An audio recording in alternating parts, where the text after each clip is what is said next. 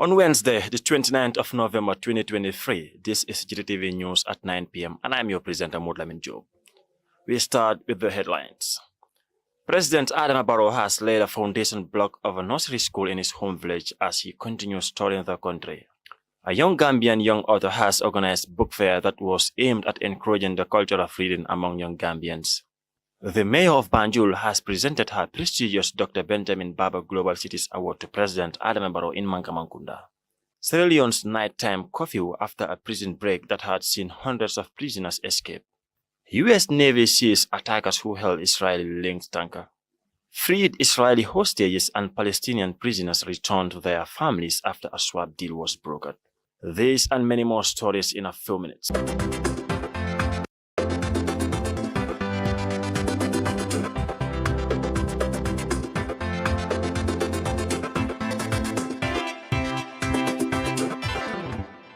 Welcome back. We begin with the local news.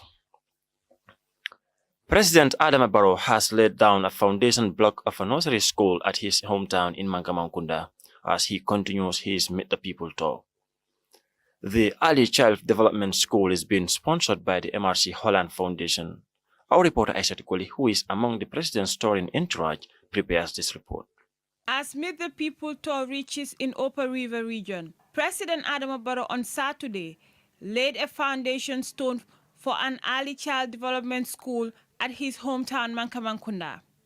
Speaking at the laying foundation, Barrow expressed profound appreciation to MRC Holland Foundation for sponsoring the construction of the new EDC.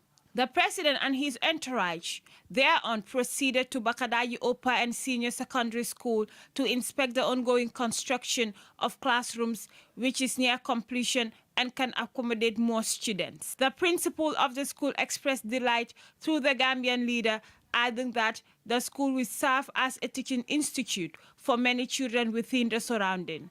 The president was briefed by the project officials and the Minister of Basic and Secondary Education, Claudiano Kould. From Bakadaji, the presidential motorcade proceeded to Nasir Ahmadiyya Muslim Upper and Senior Secondary Schools in Basse, where the president assessed the ongoing progress of the work at the Ahmadiyya Muslim Upper and Senior, which is currently undergoing expansion process. The president expressed his gratitude to the Ahmadiyya for their continuous support to the Gambia's educational development in shaping the lives of so many young people through the advancement of the country's education sector. Meanwhile, the president also laid the foundation stone for the construction of Ahmadiyya Muslim Health Clinic in Basse. The president and his entourage then proceeded to Basse Mansajang, where a joint meeting with the people of Jimara, Basse, Tumanna, and Kantora constituencies in the Upper River region.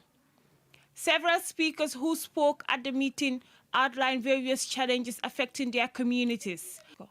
Among the issues raised were access to good roads, inadequate water supply, electricity, access to healthcare service, educational opportunities, and people in public offices undermining the borough's government.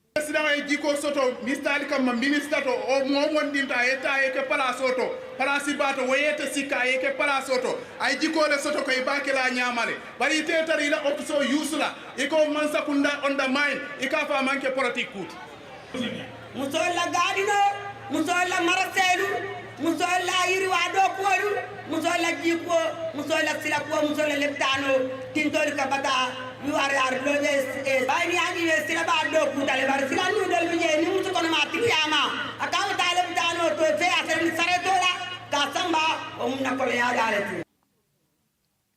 Upon hearing various speakers who voiced out their challenges, the Gambian leader assures them of his government's commitment to meet the demands of the people. Suso e diamo men fojang. Maro suso harako halidoko. Momo tala diamo soso rola e tonyale ko. Al godo wata yetude halama ko kongo hal. Man sakunda do bulal bije meli alonko. Kollo be na wobe no to. Ika fere tel dade politique ro bar tonyande be politique padi dolto.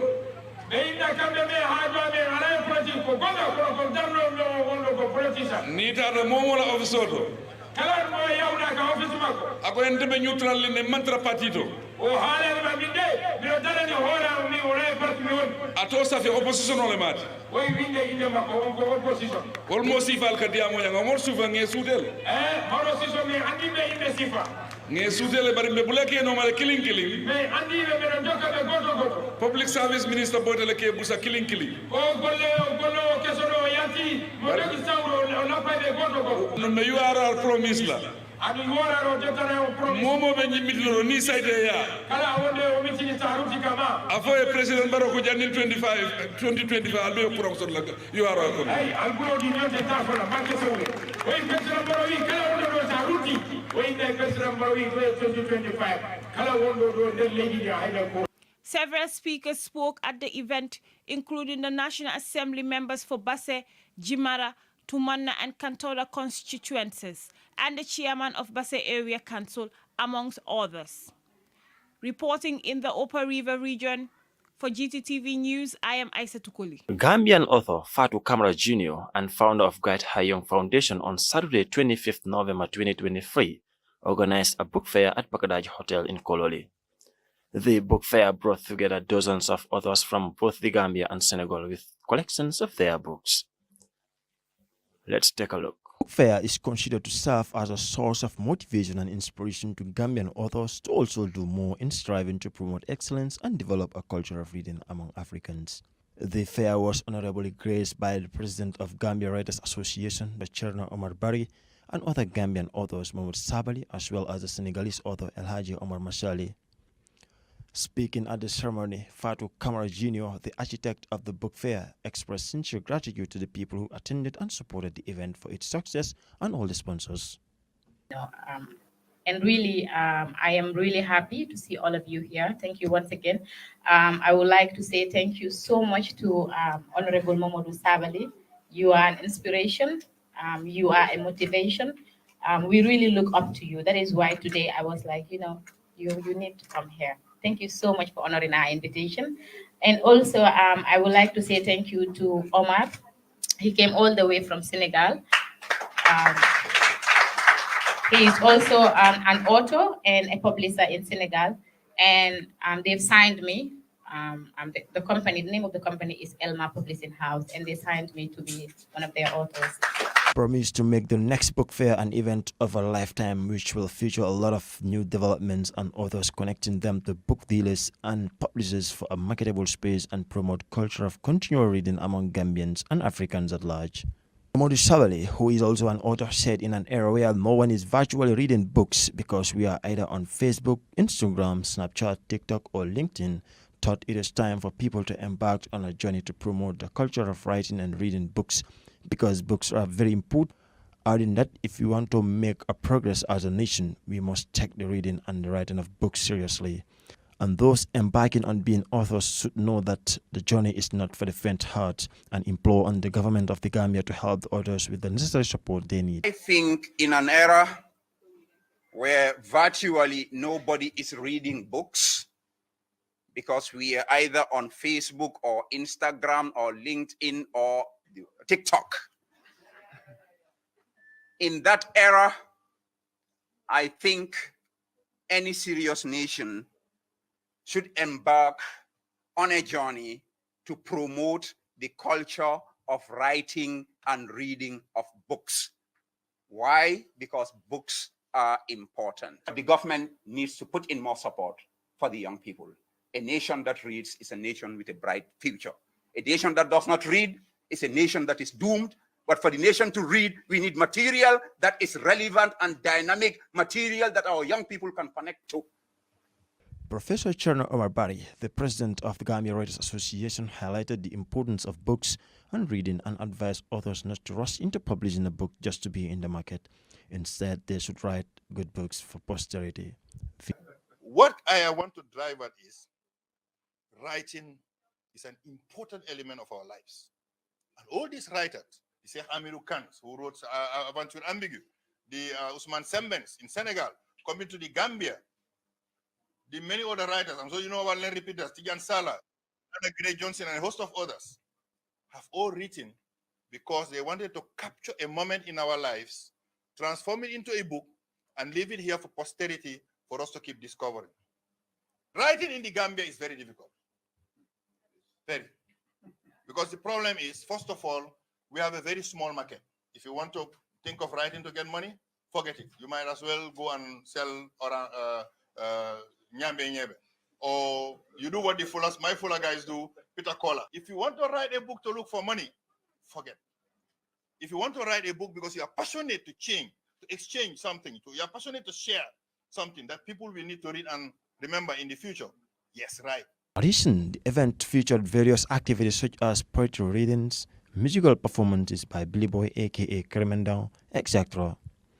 These diverse elements are intended to enhance the overall experience of attendees and further contribute to the celebration of literature and culture. Reporting for Gttv News, I am Modlamin Job. Mayor Rahimalik Low has presented the prestigious Dr. Benjamin Baba Global Cities Award to President Adama Barrow at his home village, Mankamankuda, as he was awarded by the Global Parliament of Mayors.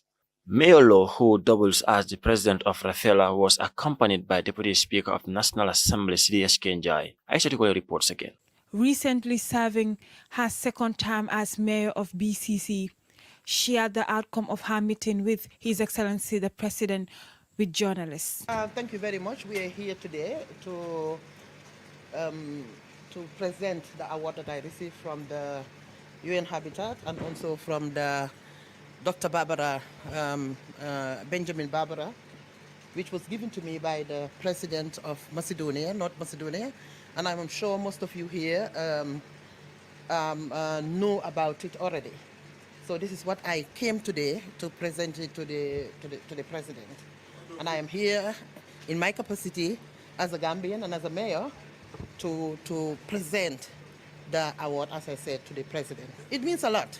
And as I said, when it was given to me, I said I dedicated the award to the youth and the women of the Gambia. And I think they deserve it. The meeting shows that despite past differences and controversial views between the Banjul City Council and the central government, both the central government and the leadership of the council now seem to be working closely together. Currently, there had been rumors on social media that the United Democratic Party had dismissed Rohilo, who also holds the position of the party's second vice president. However, the United Democratic Party later clarified that the report was false and misleading. Rohilo expressed her gratitude to President Barrow for congratulating her on her achievement despite their political differences. Yes, his reaction just as before, because as you all know, he came out as his capacity as a president and also as the leader of the National People's Party, and congratulated me, and that means a lot to me. And again, as you can see, he was very happy to receive the award, and he once again congratulated me as well. This is the highest order of award that a mayor can receive. That is the Dr. Babara Award. And indeed, it means a lot to me. And this is why, in the platform, I said, I thank the people of the Gambia and also the people of Banjul who voted me in. I am so grateful to the Banjulians because I don't think I could have received this award without them. And also I thank my party members and I thank the leadership of my party also because I came in their flag and without them I could not have been a mayor as well. So I am here, as I said, in my capacity as a mayor, to say thank you to the President for coming out boldly to congratulate me, even though we are not in the same party. But he did it, and I appreciate it. It is worth noting that their recent closeness has led to speculations that the ruling National People's Party may be trying to convince the outspoken opposition mayor to join their party, although there is no official confirmation from her yet. The current relationship between Rohilo and President Barrow signifies potential changes to come. Aisha Tukole, reporting from Mankamankunda in the Upper River region. That ends the local news stories. Let's now look at the international stories after this short commercial break.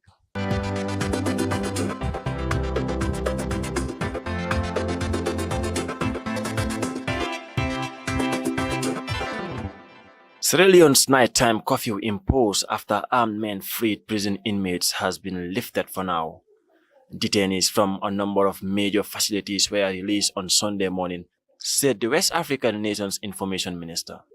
President Julius Maada Bio said most of the leaders behind the attack had been arrested. Hapsatuba tells us more.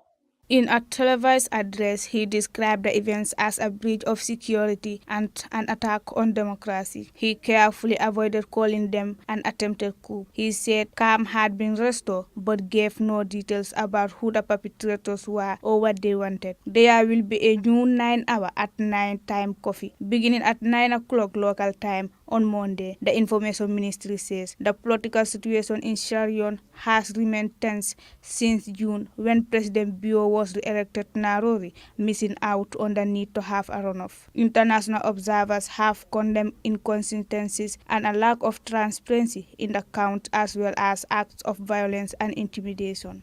After the attack, the Ministry of Information declared an immediate curfew, which was due to be lifted at 6 o'clock on Monday. Residents across the country were strongly recommended to stay indoors, and flights to and from the nations. Only international airports have been cancelled. On Sunday morning, the BBC witnessed soldiers in Freetown carrying heavy weaponry in a seized police vehicle and saw others chanting that they plan to clear Sierra Leone. It is unclear exactly how many prisoners were released, but videos shared on social media show several people fleeing from the area of Freetown Central Pademba Road prison. One video appeared to show popular rapper boss LAJ, who was in prison last year on robbery charges, running free. The BBC has not been able to authenticate these videos. In August, a number of soldiers were arrested and accused of plotting a coup against the president. 8 countries in West Africa and Central Africa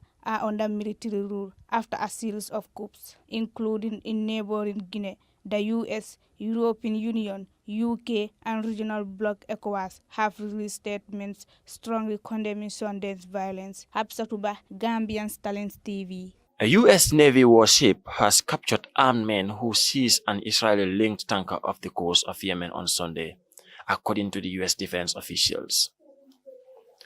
The assailant attempted to escape on a boat but were chased by the U.S. warship. U.S. Central Command reported that 2 missiles were then fired towards the warship from rebel Houthi-controlled territory in the country. The Houthis have promised to target Israel over its war against Hamas in the Gaza Strip. Mbombe Sise reports. Israel launched its retaliatory campaign after the 7 October attack in southern Israel, in which 1,200 people were killed and more than 240 taken hostage. Since then, more than 14,500 people have been killed in the Gaza Strip. Roughly 40% of them are children. According to the Hamas-run health ministry, the Houthis declared themselves part of an axis of resistance of Iran-affiliated groups. The tanker attack on Sunday was identified as the Central Park by the Vessels Company. Central Park is managed by Zodiac Maritime Limited, a London-headquartered international ship management company owned by Israel of a family. Zodiac Maritime said that among the 22 crew were Russian, Vietnamese, Bulgarian, Indian, Georgian, and Filipino nationals, as well as a Turkish captain. The rebels are reported to have threatened to attack the tanker, which was carrying phosphoric acid, if it did not divert to Yemeni port. In a statement, the U.S. military said the USS Marshall, with help was allied ships, demanded that the commercial ship be released by the attackers.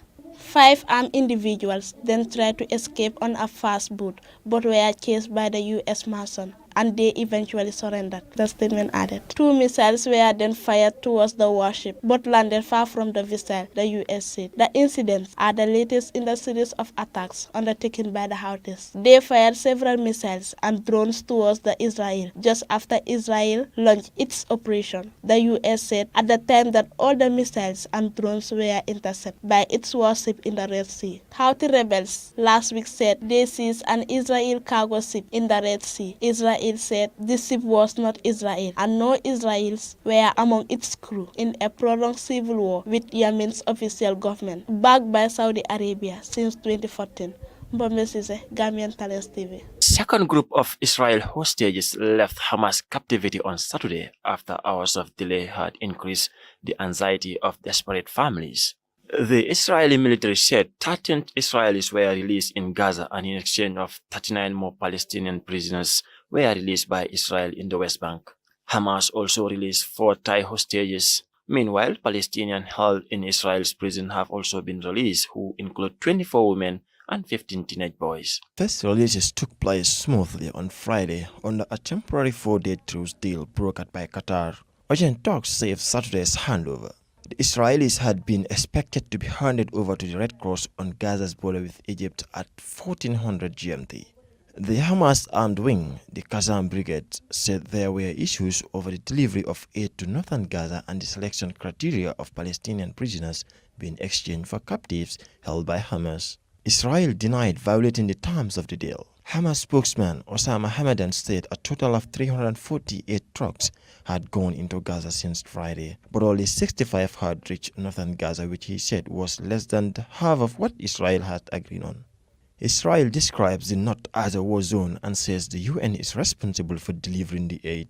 Later, a senior Palestinian official close to the talks confirmed Qatar's statement that the dispute had been resolved, and Hamas voiced appreciation towards Egypt and Qatar for ensuring the continuation of their temporary truce with Israel. Under the deal, 50 Israeli hostages, women and children, are to be freed by Hamas over 4 days in exchange for 150 Palestinian prisoners. The Israeli government says the truce could be extended if at least 10 Israelis are released daily, but it has also vowed to wipe out Hamas and insists that the deal is only temporary. Hamas kidnapped about 240 people when it raided southern Israel on 7th October and killed 1,200, most of them civilians, Israel says. The Iran-backed Islamist group is categorized as a terrorist organization by Israel, the UK, the US and the European Union. In retaliation for the 7 October attack, Israel has bombed Gaza relentlessly, wrecking its infrastructure. Hamas says nearly 15,000 people have died, including many children.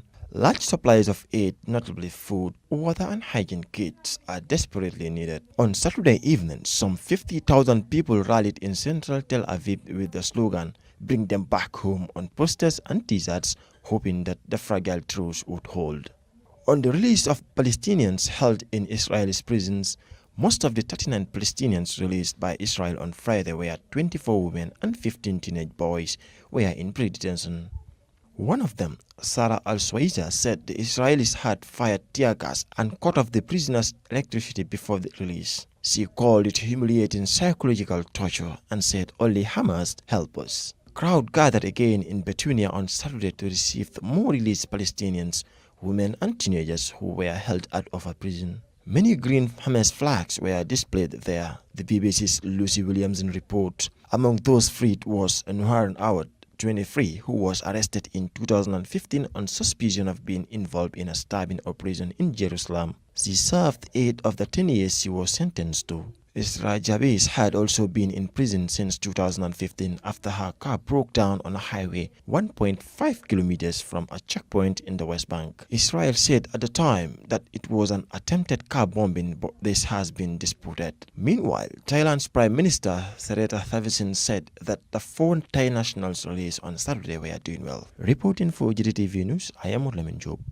Well, that brings us to the end of this news bulletin, but before we take a leave of you, let's look at the top stories once again. President Adama Barrow has laid a foundation block of a nursery school in his home village as he continues touring the country. A young Gambian author has organized a book fair that was aimed at encouraging the culture of reading among young Gambians. The mayor of Banjul has presented her prestigious Dr. Benjamin Baba Global Cities Award to President Adama Barrow in Mankamangunda. Sierra Leone's nighttime curfew after a prison break that had seen hundreds of prisoners escape. U.S. Navy seized attackers who held Israel-linked tanker. Freed Israeli hostages and Palestinian prisoners returned to their families after a swap deal was brokered. Well, that's all we got for you in our tonight's news bulletin. On behalf of the production team, I was your presenter, Murlamin Job. Until then, do have a blissful week. Bye-bye.